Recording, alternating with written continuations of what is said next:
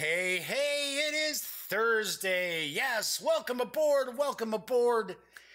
It's a big show I've got planned for us today, so let's jump right into it because the Daily Dope is in the air.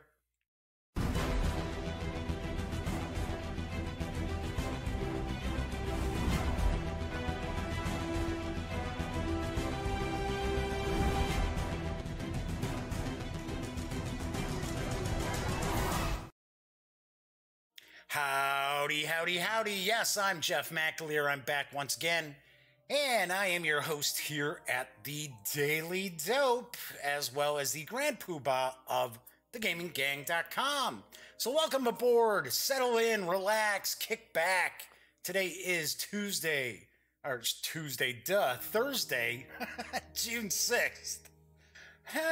Can you tell that I've been running around all day before the show started? Don't even know what day of the week it is. Yes, it is Thursday, June 7th, actually. Ay, boy, I tell you.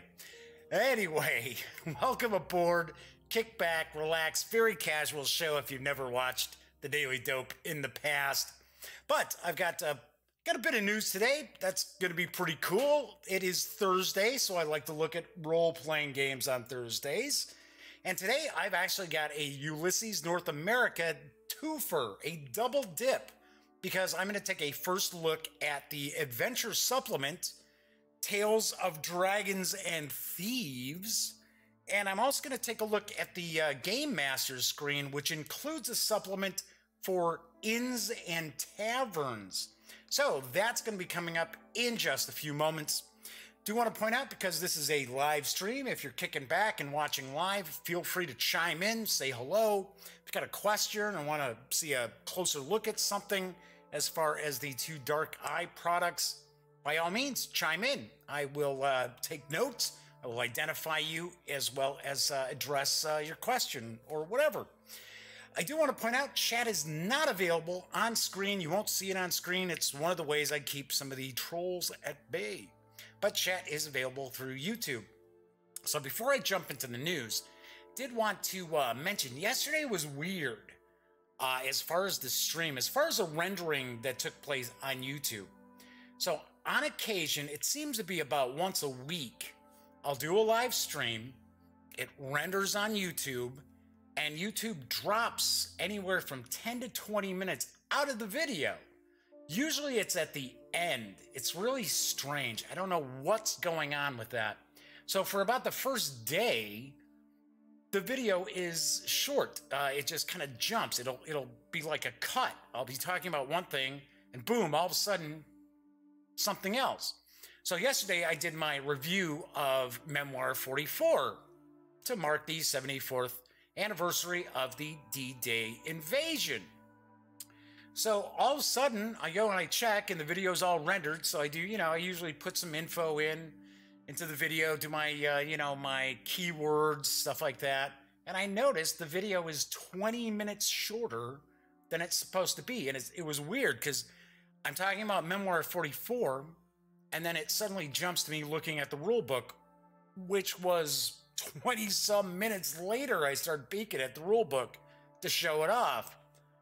Really bizarre. I don't know what's going on. And in fact, I better get the camera turned on here for when we take a peek at the Dark Eye. Let's see. We got enough space here. Yeah, we're good. Okay, cool. As I mentioned, I kind of running around. And one of the reasons why is I had been trying to get the video to work properly, to render correctly on YouTube without losing the chat that was taking place alongside the live stream. Because if I upload the video as a new video, the chat is lost. So anyway, the really bizarre thing is I did what I usually do to make sure that the video will properly render after it's been messed up. And sure enough, all of a sudden the video was a second long. It's like, oh, for crying out loud, YouTube, you're killing me. You're killing me. And this happens quite often. At least once a week, this takes place. Not to the extent where I try to fix it and then it's suddenly just a second long. So, anywho, thankfully, right now the video is correct. Usually what I have to do is I have to send feedback to YouTube with a screenshot of the video, because the weird thing is, if you do any sort of video uploads to YouTube, you'll notice they've got kind of like an editing bay, kind of an enhancement bay, and I'll go and take a look at the video in that, and it'll always be the correct length, it's perfect. It's just the weird render that happens. So I don't know what's going on.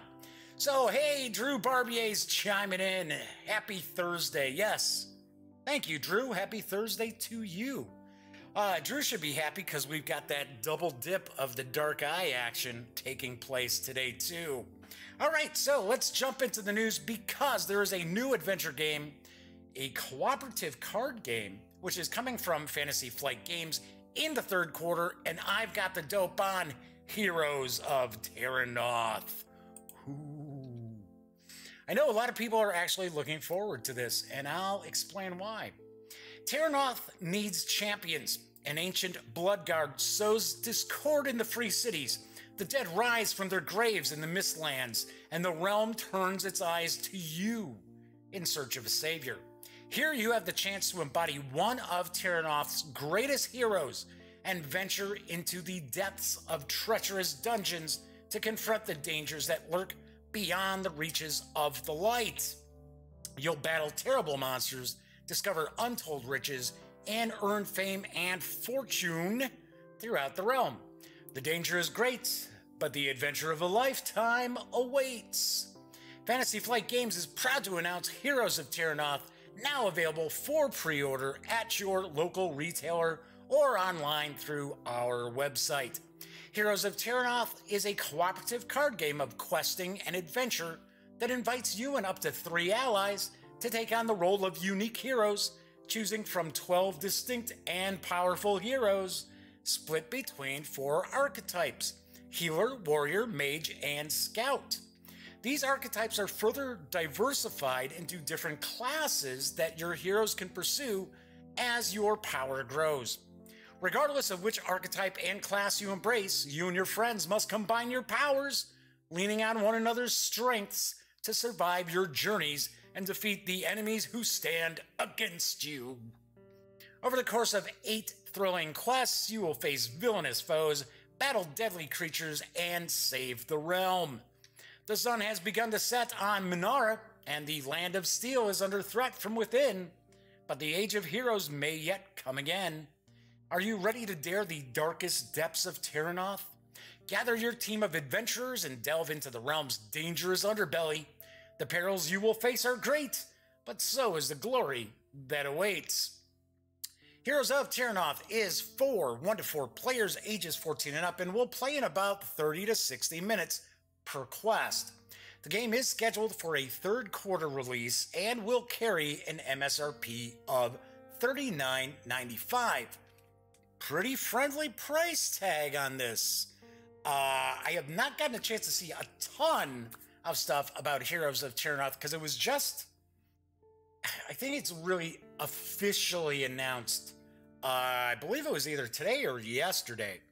There are a lot of people who are really excited for this game. In fact, Drew is pointing out in chat that he's super psyched for this game. And the reason being is it's a reworking of Warhammer Quest, the adventure card game, which my understanding, a lot of people really enjoyed. They really dug it. Although I think, now, I gotta be honest, I'm not familiar with that game at all. There was a Warhammer card game years ago from FFG, but it wasn't the adventure card. It wasn't Warhammer Quest. I know we had played that a few times, but it was more of a, I want to say it was more like a deck building sort of game, or almost like a living card game. But that is not the case with Heroes of Terranoth. So I guess the one knock about Warhammer Quest, the adventure card game, was that they didn't release a lot of expansions for the game. So a lot of people wanted a lot more quests and so on. Yes.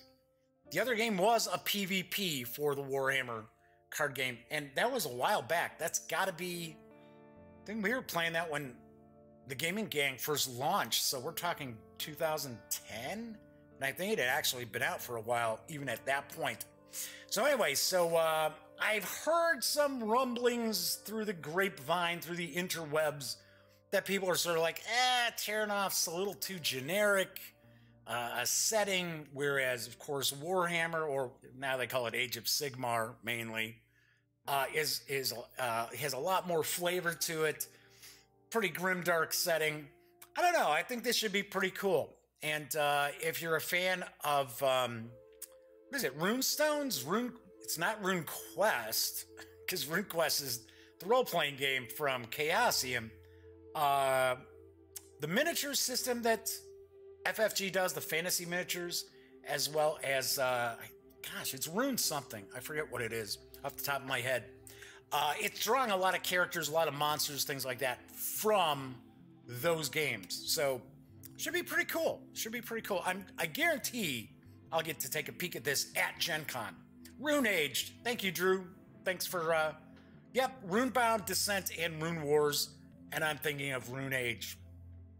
I knew it wasn't RuneQuest. I knew that.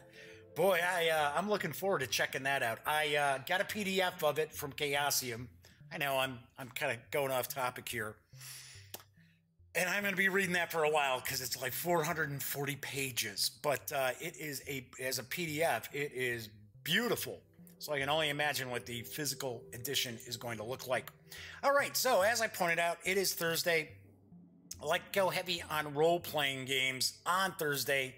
And I am especially fond of Cobalt Press because even though I have not gotten a chance to really take a hard peek at a lot of their stuff, it always looks like it's quality. And they have a new book in the Midgard setting that's arriving, and it's coming in July, and it's called the Zobek Gazetteer. I believe that's the correct pronunciation of it. Got the dope. Oh, wait. Oh, geez. For crying out loud. See, I told you, I was running around today, and I'm going to have to keep my eyes peeled. I think I got everything set up correctly as far as the images here. Let me go in, double check. Could have swore I got them. No, I did not.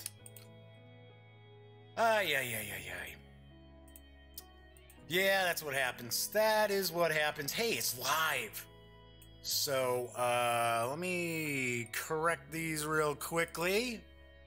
Kind of giving you a sneak peek at what's coming up.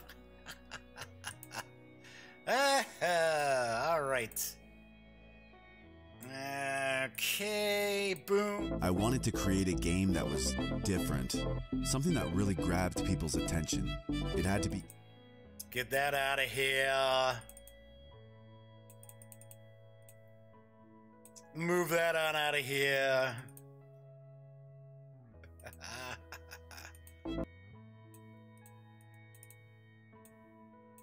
I wanted to create a game that was different. Something that really grabbed people's attention. It had to be easy to learn, fun to play, and most importantly, innovative.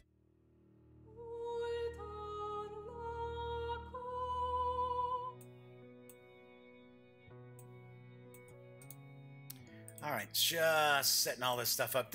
All this stuff was set up from yesterday's show, and I was running around so much this morning trying to get enough news and everything that I came down, made sure that the sound was in sync, and forgot to change all this stuff up. Brilliant, Jeff. Just brilliant. Oh, yeah. Yeah, what can I tell you? Well, the main reason why I was messing around, screwing around all morning was to try to get that video from yesterday fixed. So I noticed there were people checking out the video, and here it was a second long. So that was pretty flippin' sad. Anyway, as I started to say, the Zobek Gazetteer for 5th edition arrives in July from Cobalt Press. And now I finally have the dope. Wonders and perils in the Crossroads City. The free city of Zobek stands proud at the crossroads of Midgard, a booming trade city town where... Is it a city or a town? It's this booming trade city town where adventurers, merchants, and scoundrels from all walks of life and all nations intermingle. Here, wondrous inventions are dreamt and great tales of glory begin. The Zobek Gazetteer is your guide to 5th edition adventure in this merchant city forged in the fires of revolt. Use it with the Midgard World Book or bring Zobek into your homebrew campaign setting. Within its pages, you will find Zobek's districts and locations, including the famed Arcane Collegium and the notorious Kobold Ghetto, guilds, gangs, and gods, along with NPCs to challenge or aid your players, a new clockwork wizard school, and new magic items, including the Bag of Traps, Chronomancer's Pocket Clock, and Red Lady's Scalpel. There are new player character backgrounds, mounts, and racial feats for humans and Gearforged, and much more. Whether you're riding into the free city via its great northern road or creeping in through a smuggler's tunnel, Zobek awaits you. Right now, the Zobek Gazetteer for 5th edition is available for pre-order for $24.99 for the physical book, or you can get the book and PDF combo for $29.99, and shipping is scheduled for July. I should point out that most of the Midgard products I have seen, not necessarily up close, but I've seen online, do come out for Pathfinder as well. So I don't know if the Pathfinder release is also set for July, or if that might be a little bit down the line. Anyway, moving right along, there is a new Call of Cthulhu supplement, which is available from Stygian Fox. I am pumped, I'm excited, and I have the dope on Hudson and Brand, Inquiry Agents of the Obscure. Hudson and Brand, Inquiry Agents of the Obscure for 7th edition Call of Cthulhu is an official Cthulhu by Gaslight consulting detective agency in the style of the extravagant freelancers such as may be found in the stories of the great Sherlock Holmes or Hercule Poirot. However, instead of being a source for the investigators to plumb for information whenever the situation gets too tough, or if they need a nudge in the right direction, it is somewhere they can actually inherit, utilize in their own investigations, or use as a safe haven from the outer horrors of the outside world. It is a starting platform, if you will, for adventures into the dark and fog-shrouded streets of mythos-infected London. Taking its inspirational cues from the murders at the Rue Morgue, a study in Emerald, This House is Haunted, and the stories of Sherlock Holmes, the book takes a mature look at the horror of human nature in the capital of Empire and its ability to turn a blind eye to the evil reaches of the Old Ones and their minions. The scenarios deal with dark fates, dark secrets, and sometimes unwinnable outcomes. Please be aware that some of the themes are quite mature and are suitable for adult gamers only. Hudson and Brand, Inquiry Agents of the Obscure is the first in our Safe House series, where players of the Call of Cthulhu role-playing game, published by Chaosium Inc., have a home base for their characters to work out of. At hand, they will have resources, a gun range, a collection of monographs on various subjects, a small library, 3 members of staff, and property consisting of offices and lodgings in the very heart of London. The 154-page book is available as a print-on-demand hardcover for $49.99, softcover for $26.95, or in PDF for $14.95 from Drive-Thru RPG. I will mention I am showing the web address for Drive-Thru RPG as opposed to Stygian Fox because I went to their official website and I kept getting a 503 error. So there used to be a WordPress site for Stygian Fox where they had all their news and that, but it hadn't been updated since about 2017. And there was actually a post saying, hey, be sure to visit our new website. Well, that new website's coming back as a 503 error. So don't know what's going on, but I want you to be able to check this out and possibly pick it up because I reviewed the things we leave behind from Stygian Fox, and that was modern mythos for Call of Cthulhu. It was excellent. It was top-notch all the way across the board. Now, Hudson and Brand had been Kickstarted. It was very, very successful Kickstarter, and this does look really, really cool. So definitely give that a peek. And I should mention, as with all drive-thru RPG products or products available at drive-thru RPG, if you are going to go visit, please stop by thegaminggang.com ahead of time. Click on one of our banners. That way, if you do happen to make a purchase, we receive a small portion of that sale. And it all adds up and really helps out. All right, so I'm always interested in saving some money on role-playing games. I know everybody else is, and I dig PDFs of RPGs. Make them very, very portable, easy to take with on the go. And one site that I always take a peek at, as far as saving some dough on RPG PDFs, is Bundle of Holding. And they are offering big savings on the Dungeon World RPG, and I've got the dope. Adventurer. The Dungeoneers have returned with the new Dungeon World Bundle +3, featuring the Apocalypse,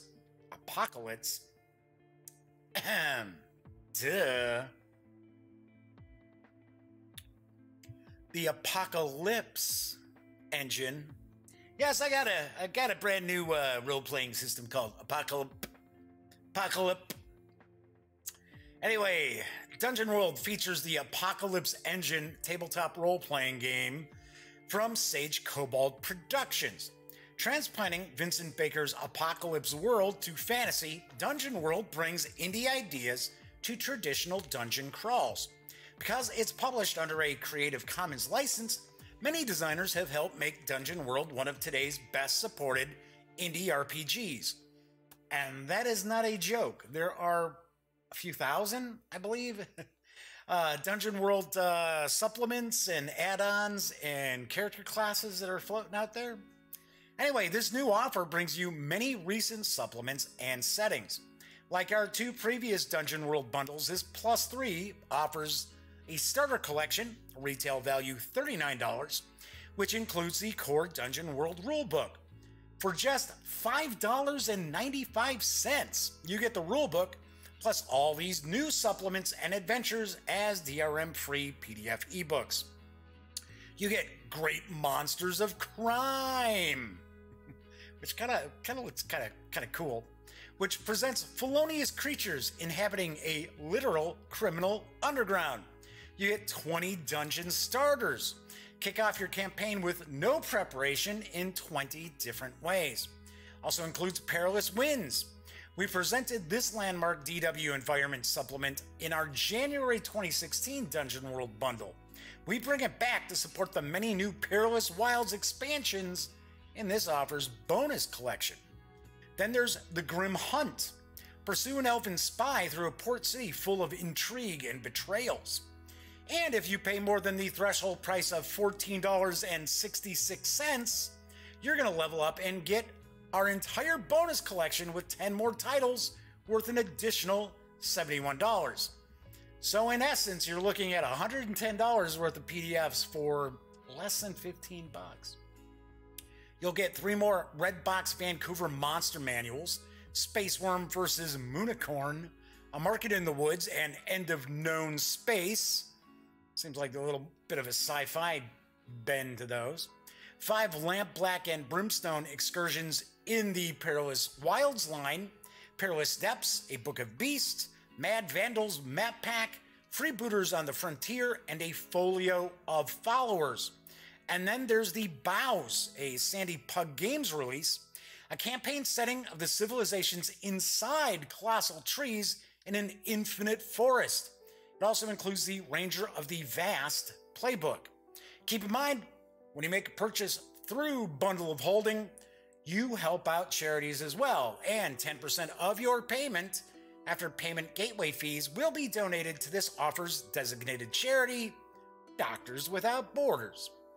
Sweet. I have to say, that has got to be one of the most inexpensive bundles of holding I have ever seen come out. That is some super huge savings. $110 worth of PDFs for less than 15 bucks. That is sweet. I am not overly familiar with Dungeon World.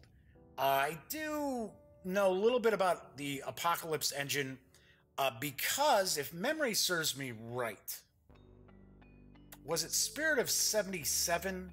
I did a review for Spirit of 77, and I swear that was based on the Apocalypse World engine, and it was very cool. It was very, very, very wild. It was kind of a cool sort of 70s exploitation flick kind of setting in that. I liked it. I thought it was pretty cool. As far as Dungeon World, I do know that it is very, very rules light, and most of the time, like your villainous NPCs and monsters, things like that, can all be really detailed on a single card. Not as rules light as something along the lines of, like, say, Tiny Dungeons, but and Dungeon World has done extremely well. So pretty cool, pretty sweet. So I am going to talk a little bit about a highlighted product coming in for Free RPG Day next week. But first I want to point out next week, week from today, I will be at Origins Game Fair in Columbus, Ohio. So I will be covering the convention alongside Elliot Miller, my best friend.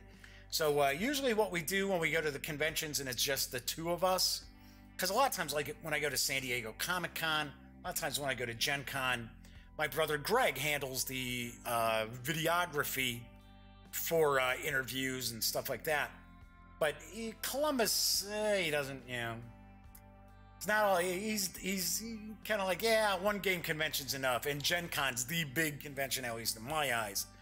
So, gonna have a lot of fun. I did point out on yesterday's show, and by all means, I'll mention it again. There is a company out there that you would like to see me sit down and interview at Origins. By all means, just shoot me a message over on Twitter. Just tweet me at Twitter. Or, of course, you can email me at mailbag@thegaminggang.com, because there are a lot of different companies there. There's loads of people reaching out for me to sit down and do interviews with. And I want to focus on companies not only, A, that I have relationships with and who I really dig, the people who are involved with the company, but I also want to take a look at companies that maybe I haven't talked to in the past and that viewers of the Daily Dope would like to get more info about their current and upcoming releases. So just wanted to float that on out there. Anyway, once again today, I did want to focus on something that's coming from Pelgrane Press, actually. Let me make sure I got this. Yeah, okay, it's set up. It's good. Anyway, Pelgrane Press is going to offer a Mythos twofer for Cthulhu Confidential, as well as the Fall of Delta Green for Free RPG Day 2018. Here's the dope from Pelgrane. We are excited to be taking part in Free RPG Day again for 2018. This year's Free Pelgrane giveaway features both an adventure and quick start rules for Cthulhu Confidential and the Fall of Delta Green. Cthulhu Confidential, a cable's length from shore. A gumshoe one-to-one adventure. You are Phyllis Oakley, a dealer in rare books. You know all the tricks of the trade. You scour secondhand stalls, private auctions, secret bibliophile clubs, looking for what your clients seek. You have contacts all over London, lesser book hunters and traders and borrow rummagers who sometimes turn up something valuable. One of your most valuable contacts was Alf Fullbrow. 6 months ago, you attended his funeral. Drowned, his daughter said. So who left that rare occult book on your doorstep last night? What ancient force, awoken from the slumber of 3,000 years, stalks the streets of London? Cthulhu Confidential is a game for two, one player and one game moderator. All alone against the darkness, can you navigate the mystery and survive the horrors of the Cthulhu mythos? Then there's The Fall of Delta Green on a Bank by Moonlight. 1968, two people in the small town of Milltown, New York die on the same night. One was a tragic car accident, the other shot in self-defense by the police. Both were members of the same commune of hippies and dropouts that's taken over a farm just outside town. Police reports contain references to chanting, to carven idols, to strange ceremonies by moonlight. As agents of Delta Green, a top-secret branch of the U.S. government, your mission is to investigate those deaths, find out the truth, and take whatever action is necessary to eradicate any unnatural influence. When your predecessors raided Innsmouth in 1928, Delta Green saw what the unnatural can do if it takes root in America. It cannot be allowed to happen again. The Fall of Delta Green is the gumshoe adaptation of the classic Delta Green campaign of government agents battling the Cthulhu mythos. The Fall of Delta Green is a complete game set in the organization's heyday in the 1960s, before the occult disaster in Vietnam that led to Delta Green's dissolution and resurrection as an illegal conspiracy before the fall. Do want to mention that Pelgrane Press is a bronze sponsor of Free RPG Day. So what that means is there will be 3 copies of their free RPG offering in each promotional box that your friendly local game store receives. Keep in mind, depending on the size of your gaming store, they may only receive 1 promotional box. Because I like to point out, the games are free to you. The store has to pay for the promotional box. So it's always a nice idea to, spend a little money when you go in and get your freebie. Doesn't have to be a ton. Buy some dice if you have to, right? But this is going to be pretty tough to get your hands on because there are only 3 in each box. So if you are heading over to your local game store for Free RPG Day, you might want to get there earlier than later. All right, so that looks pretty cool. That does look pretty cool. I have not taken a look at The Fall of Delta Green. And I think everybody knows that I am a huge Call of Cthulhu fan. Yes, that's why you see a lot of Mythos news, Mythos game news, because I'm a big Lovecraftian Mythos fan. So, but the thing is, I never actually really ran any modern stuff. I would go buy all the modern supplements, the Cthulhu Now, as it used to be called, but I never ran them. It's just, I don't know, there's just something about the modern era that just didn't pique my interest. So I'm not saying they were bad. There were some pretty cool adventures in that, but I like doing the 20s. I like the 20s and 30s. A couple of times I dipped my toe in a little Gaslight era, Victorian era stuff, but I should try to take a peek at Fall of Delta Green. All right, so anyway, today I've got a double dip, I guess I would say, of Ulisses North America first looks. And I am going to be taking a peek at Tales of Dragons and Thieves for the Dark Eye, as mentioned, from Ulisses North America. It is written by Daniel Simon Richter, Tim Nicholas Scheffler, I believe it is, and Alex Spohr. It's available as a physical hardcover book, because that's what we're going to be looking at. It does carry an MSRP of $29.99. It is also available in PDF from DriveThruRPG for $14.99. I'm also going to take a peek at the Dark Eye GM screen, which includes the Inns and Taverns supplement.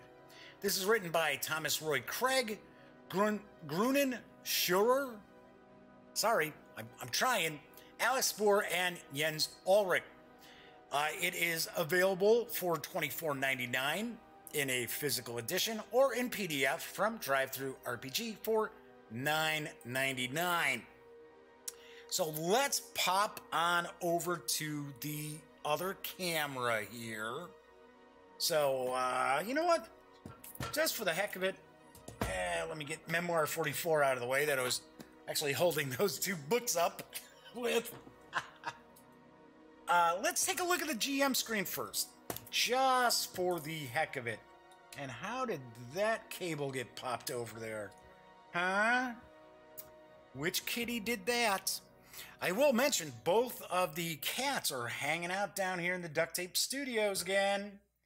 But thankfully, we've been lucky so far because Pinky is, well, she's not sleeping, but she's just kicking it in one of her little beds down here.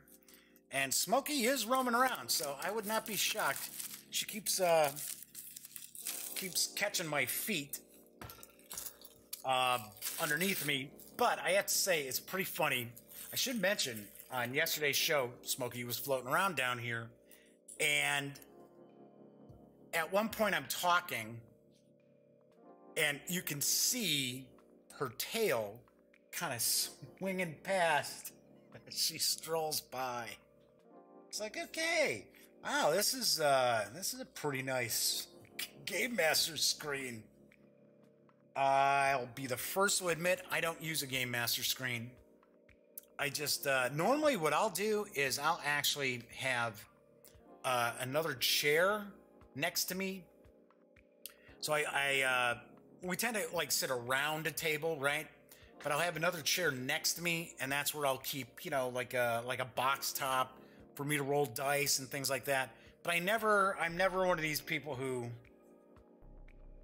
yeah, is like peering over Game Master screen. Now, that does not mean that there isn't like tons of cool information here. And as you can see, I mean, honestly, I'm used to, you know, screens being just kind of like paper or heavy cardstock.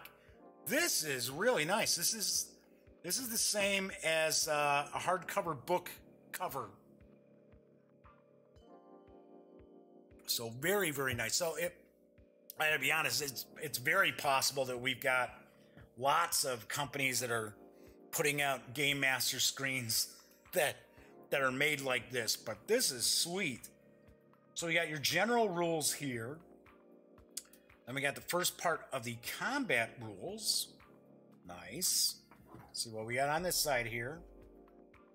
We've got, well, I assumed we were going to have combat rules 2 because it's combat rules 1 over here. So we got combat rules 2. Then we got magic and works of the gods. Nice. Okay. Modifiers in close combat, regeneration, showing modifiers in ranged combat. Cool. I like the dark eye. I think it's pretty cool. I still think that it's incomplete for English speakers right now. And the magic book, which I have heard is not necessarily critical to run the game, but really adds a lot to your gaming experience, is going to be coming to Kickstarter shortly. Now, I have to take a peek because I think that Ulisses North America is going to be at Origins. I know they're going to be at Gen Con because that's when they're releasing Wrath and Glory, the Warhammer 40K role-playing game. But I have to take a peek to see if they're at Origins, because I would like to sit down and talk with Ian Starcher and Eric Simon again, find out what's going on with like some of the Dark Eye releases, what's coming up with Torg. I have a feeling I think the next Torg Kickstarter is going to be the Nile Empire, the pulp setting. I think I kind of have a vibe that's what it's going to be. But I do want to, kind of get a little more information about the Torg Living Land Kickstarter. That's supposedly the physical products should be out fairly soon. I think we're looking at like July So pretty cool. So that is one nice Game Master screen. Let's open it up, show it off from the other side. And it's got 4 panels. I am used to seeing more along the lines of... So that looks like that's the cover from Inns Taverns here. Looks more... I was used to more like 3-panel Game Master guides. So... Oh, nice. And accordions either way, so that's cool. Wow, really, really nicely done. But then again, I got to point out that the actual presentations of everything I've seen from Ulisses North America is fantastic. It's great. So, really, really nice. Okay, so we've got Inns and Taverns. Let's see what we got in here. You know what? I'm going to pop on my reading specs for a second. Let's see what we got. Now, one thing especially in a fantasy setting, one thing that I find a lot of times is that a lot of game masters, and even if you're running pre-published, already prepared adventure supplements, things like that, that inns and taverns, public houses, things like that, play a really big role in the games, but get really short-shifted as far as the game experience. I laugh all the time because a lot of fantasy games, it's that old trope where, the characters all go out, find out about their next adventure, get hooked into their next adventure when they're sitting in a tavern someplace. So... All right, so let's see what we've got here. Quality and price system, inn generator, rules for alcohol, tavern games, rules for brawling, and then it looks like we get 3 examples of various different taverns. Okay, so let's see what we got here. Talking about Miserable Dump, Dirty Dive. Yeah, these are the kind of places I usually go hang out and have a couple of cocktails. A Simple Inn, Middle Class Inn, Exquisite Hotel, and Luxurious Hotel. Talking about the price levels. Then we've got the Inn Generator here. Kind of funny, you could roll up the name. So it could be the Drunken Princess, the Prancing Boot. Just looking at the random generated names there. Oh, then we got special names, appearance and furnishings. Yeah, so you can roll up a tavern or inn pretty quickly. We've got guests, innkeepers and staff, peculiar staff, special features, distinctive traits, notable patrons. Oh, notable patrons are rats? Okay. Now these are all, the rats are hanging out in that dive tavern. Okay, so rules for alcohol. That's actually kind of funny. That's something else that you don't see a lot of times. And I understand why. A lot of times you don't want to have rules for alcohol and alcohol consumption and the effects of alcohol in fantasy games, because there are a lot of young people who play fantasy games. And you don't need that outcry about, what's all this, all these rules and stuff for boozing in your game. But normally you don't see a whole lot of detail, considering how many adventures take place or begin at a public house. You don't really run across too many rules for alcohol in games. So this is kind of cool. Talking about new advantage, sobers up quickly. New disadvantage, alcohol intolerance. I think a disadvantage would also be alcoholism. So talking about the different kinds of drinks. Yeah, so we've got different beers. Of course, being a German game, I could see why beers are going to take up quite a bit there. Then we got wines, spirits, price overviews. It's talking about the standard alcoholic beverages. So each of the beers, so each of these wines and beers and spirits are all also here on this side, showing what region, where you'll find it, what kind of quality tavern, what quality level, price per measure, its effects. We got tavern games. So we got drinking games, games of skill, board games, dice games. That's cool. Card games. And rules for brawling. There we go. So non-lethal brawling, optional rules. So one of the things that I had noticed as far as, especially like the core book for the Dark Eye, is that they would have a variety of like optional rules if you wanted to make the game a little simpler, or if you wanted to make the game a little more complex, a little crunchier.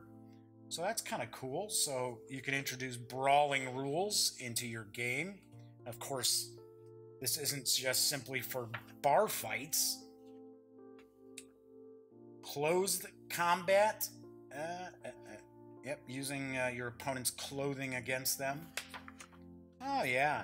Door head slam. Knock heads together. Knuckle storm. Pub headbutt. Through the wall. Toss an opponent through the wall. The mean drunk. I've known a few of those in my day. The furious innkeeper. Some NPCs. All right, so then we got the Kraken King, the shabbiest tavern in Havana. Havana, not Havana. Havana. So they're going to go into detail about the tavern itself, the staff. Got a stat block for the innkeeper there. Offerings at the Kraken King. Other services. The Hearthfire Inn, a hospitable inn and a way station on the Realm Road. Oh, hey, that's kind of cool.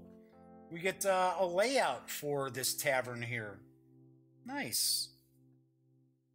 And number coded. Yep. Which corresponds with the tour over here. So this is the coal cellar right there.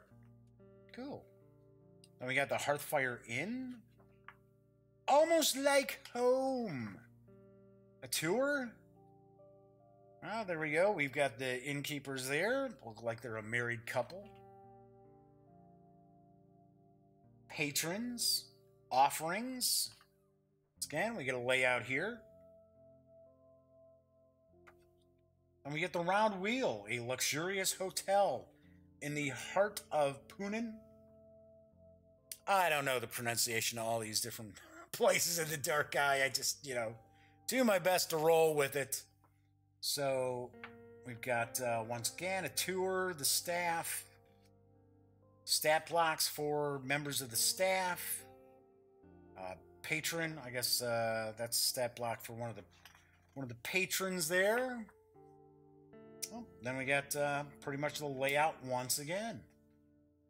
Layout of the Round Wheel. Oh, it's a health resort and inn. Okay, so it's like a spa. It's a day at the spa, folks. So what do we get all together there? 47 pages? Yeah, 47 pages. Nice supplement. Pretty cool. Pretty cool.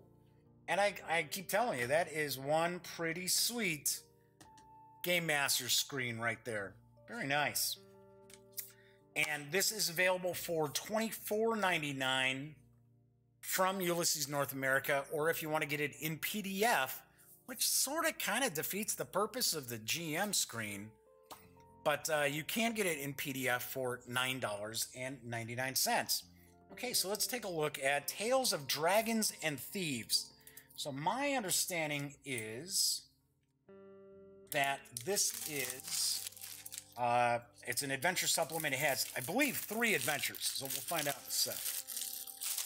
So let's get that plastic off. Okay. Let's take a peek here. It says, this exciting anthology presents 3 ready-to-play adventures all about fire-breathing dragons and cunning brigands. In late mail, A mysterious message from the past draws the heroes into someone else's story about brigands, treachery, and a fabulous missing fortune in gold and jewels. Answering the call of a wealthy matron, the heroes promise to escort a reluctant groom to his arranged wedding. But the defiant young man isn't the only one who wants them to fail. Yeah, maybe it's the bride as well. Who knows? The Church of Hessind? I don't know, stab in the dark. Sends the heroes to recover something last seen in the craggy peaks of the Horim Range in the possession of a dragon. Whether the dragon still lives is a matter for debate, and the heroes must contend with rough terrain, frigid weather, and wild mountain barbarians before they can find Ishlunar's treasures. This anthology is well suited for beginners and contains detailed descriptions of the plots, adventure aids, locations, non-player characters, and challenges your heroes must face. So it says these are the 3 adventures are for GM and 3 to 5 heroes. Oh, kind of cool. So it's talking about here. Let's try to get a little closer look here. So it's talking about the genre, prerequisites, the locations, the date, modern, which of course modern means modern as far as the dark eye, not modern day. Then it's showing us challenge levels, social skills, combat, nature skills, living history. So it looks like your character should have a heavier focus, I guess I'll say, in social skills and nature skills, and not so much in combat. Looks like somebody was chiming in chat. Drew says, I know someone who has a DM shield that's blank but has slots for your own pictures and sheets on each side. He buys PDFs of everything and prints it for his customizable DM shield. I have heard of that as well. I have heard of people who, I believe they sell them. I don't know if they necessarily, I guess you could probably make it too. Wouldn't be that difficult. But yes, I do believe that they do sell these sort of system agnostic game master screens, or as Drew points out, shield, if you want to call it that, that does have pockets, that do have the openings. Strangely enough, I think they're more along the lines, and now I'm kind of dating myself because I don't know if they still make folders like this anymore, but back when I was a kid going to school, you'd have your 3-ring binders, you know, and a lot of times you'd have your 3-ring binder would have like a plastic sleeve on the front of it, so you could slide things into it. So I believe they're along those lines. But yeah, that is pretty cool. You can do that as far as creating your own Game Master screen, especially if you run a lot of different games. So yeah, there you go, Trapper Keeper. Yeah, it was similar to that, Drew. Yep, that was just goes to show you how long it's been since I had to pick up like a 3-ring binder. So yeah, everything I do a lot of electronic. Everything's digital with me nowadays, except for this stuff. All right, so let's take a peek at Tales of Dragons and Thieves. Once again, very, very nice book. I kind of dig the whole kind of glossy, kind of matte mix that Ulysses likes to do with their books. So like this is glossy, this is all matte. Kind of cool. Kind of makes the book pop a little bit. Okay, so let's see what we got. Oh, and I should point out, if you're a player and you think your game master is going to be running this, you probably want to tune out now. So see ya. Be back tomorrow. Have a good one. But yeah, you don't want the spoilers. I mean, granted, I'm not reading through this whole thing, but we are going to page through it. So there's obviously going to be some spoilers here.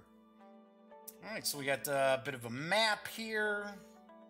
Looks like kind of a countryside. Look, there's a tavern right there. We keep talking about taverns. Getting thirsty for an adult beverage now. Looks like we've got a little underground area here.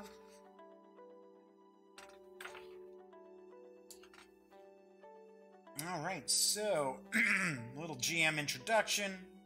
Oh, so it's, you know, it's kind of Looks like this kind of set up for kind of not necessarily beginners, but those who probably don't have a ton of experience. Because it's going to say, okay, excuse me, these boxes are to be read aloud. This is GM information. These are rumors. These are NPC stats. So a bit of an introduction. So here we've got the late mail. Oh, there we go. So once again, it's showing us, okay, this is the challenge level. The genre of this adventure is a treasure hunt. It looks like we've got a little bit of kind of a synopsis right here. I have not had a chance, as you saw me take the plastic off, so I have not really had a chance to dig into any of the Dark Eye adventures yet. So I'm looking forward to reading through this and doing a review probably in a couple of weeks, seeing that we've got Origins next week. Drew says, I just bought 3 of those binders for the solo Dark Eye adventure and D100 dungeon and 4 Against the Darkness. Sweet. Yeah, pretty cost effective, I would think. Okay, so we got the introduction here. We got a map. Where's this located? Chapter 1, the ambush.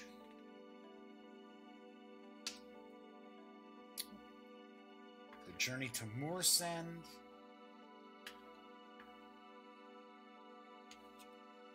A message from the past. Here we got a little bigger map. No, I guess it's the same size, about the same size as we saw from the front of the book. From my understanding, and once again, as I mentioned, I have not really looked into any of the adventures that are available for the Dark Eye. I think there are quite a few that are out there. I think this is kind of meant to be like your introduction to the Dark Eye as far as adventures go. They tend not to be like really high fantasy. It's not a real high fantasy kind of setting, which is not unusual for European role-playing games. So you're not going to run across just completely wacky monsters where it's like, oh, how did that, that floating head, what's going on with this floating head? Or, you know what I mean. When you check out Pathfinder or Dungeons and Dragons and a lot of their monster manuals and bestiaries, things like that. Not to say that some of those like wacky creatures and monsters aren't cool. They're just, with the Dark Eye, they kind of veer a little more towards realism, which I know that sounds bizarre, saying, we're talking about a fantasy role-playing game. All right. Some pretty cool art. Kind of a mix. I'm not to say that that's bad, but it's just a little bit different than the artwork here of this elf. With the bull ride. The village festival, the fight, and the brigand's cave. Okay. Well, looks like there's quite a bit to this adventure here. The treasure in the mountain. Now, one thing I can see too is with a lot of the maps, they're not gridded out, because one of the things with the Dark Eye is not all that concerned with, as far as especially like combat, what you're doing like every second, and just how far can I move in so many seconds in a round. That information is in the rules and that, but it's not to the point where we've got like these maps look to be broken down to a grid. So, bit more focus on kind of the story aspect of combat, the narrative aspect, I guess we would say, of combat, as opposed to, tactical specifics. The Reluctant Groom. So this looks like this is more focused on social skills than combat or nature skills. Hey, there you go. We got another tavern. The Tavern of the Red Camel.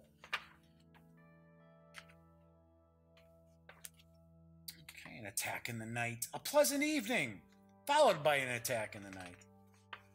By a sore loser, I'm taking a guess. So we got second chapter, Wayward Cargo, the assignments.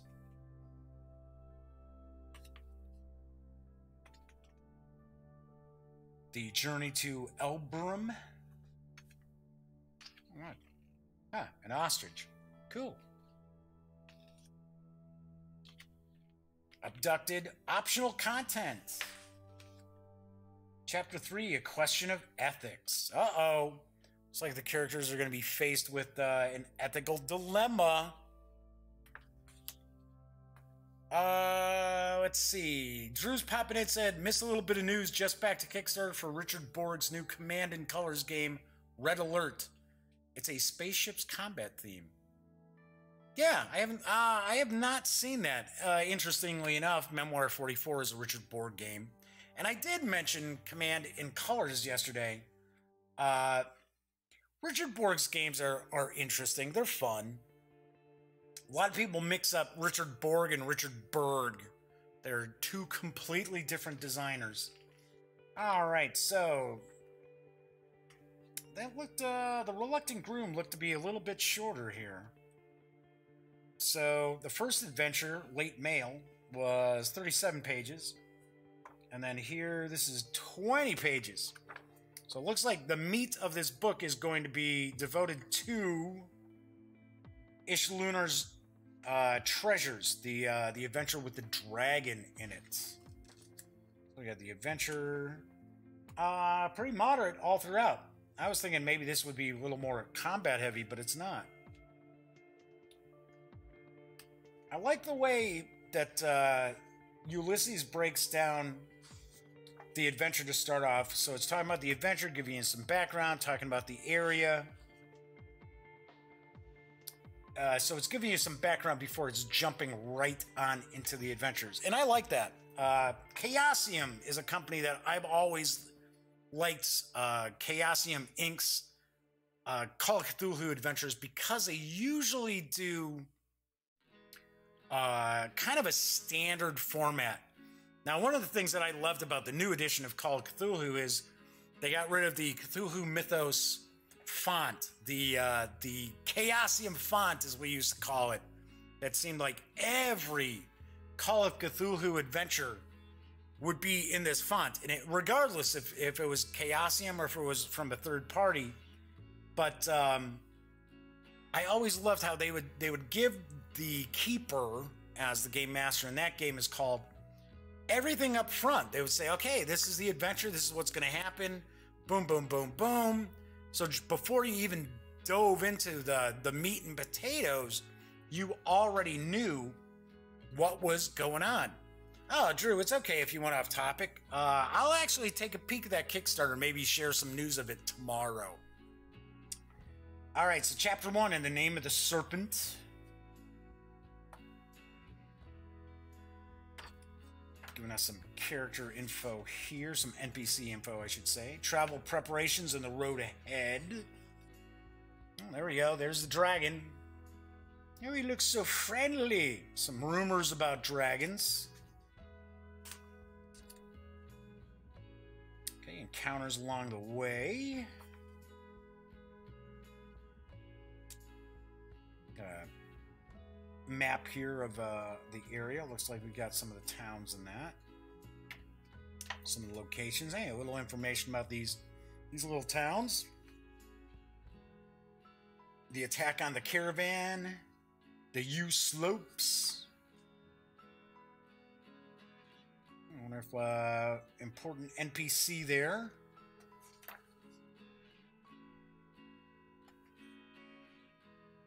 The Highlands. Looks like this is pretty much kind of the different areas that the characters pass through on the journey.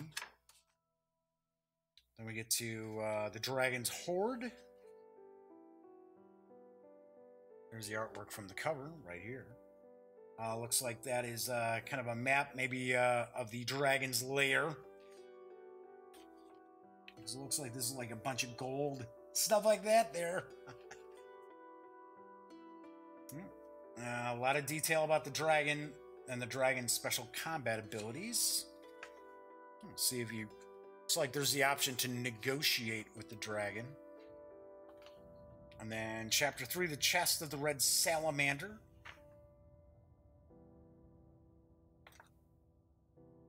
That I'm taking a guess is the big treasure that the players are probably tasked with trying to find.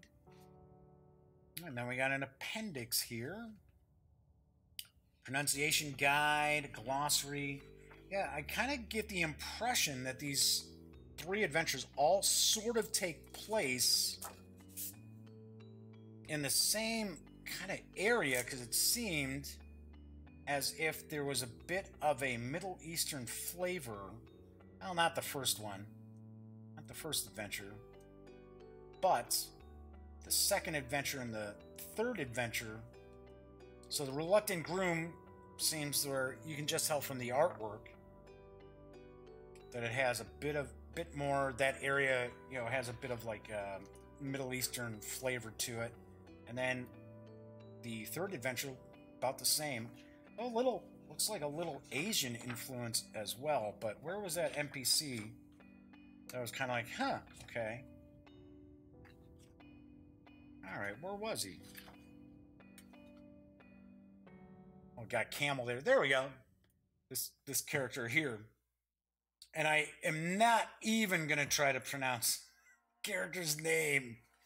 Alright, so we got, those are the 3 adventures, and then it looks as if there might be some sort of a game involved.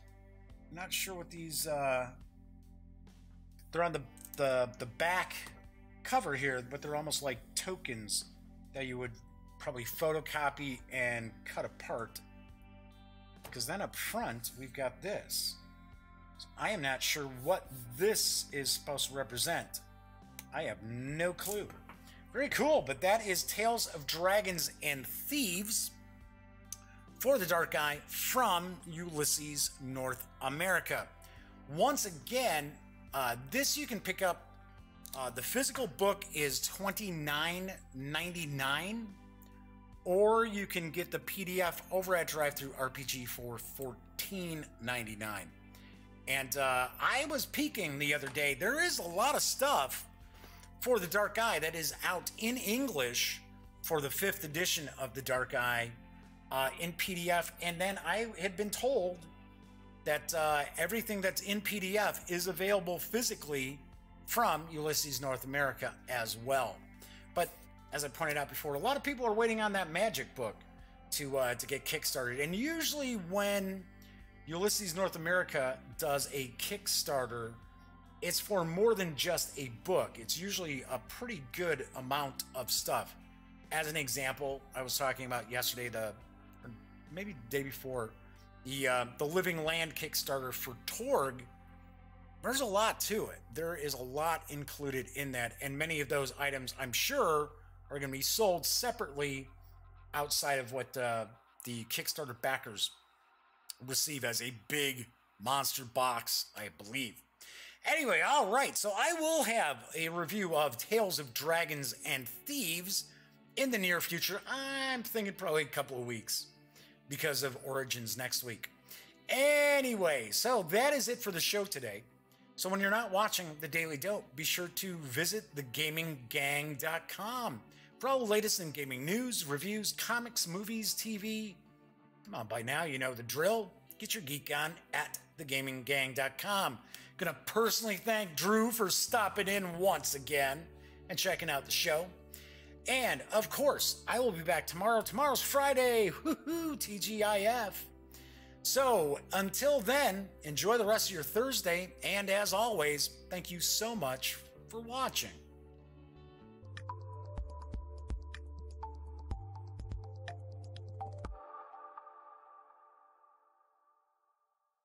Thanks again for watching The Daily Dope, presented by The Gaming Gang. If you like this episode, be sure to give it a quick thumbs up. And if you dig the channel, please subscribe. If you'd like to check out our previous episode, click right here. And if you want to check out a somewhat randomly selected episode, give a click right down here. It'll be like opening a box of Cracker Jacks. You just don't know what you'll get. Once again, thanks for watching, and I'm Jeff McAleer.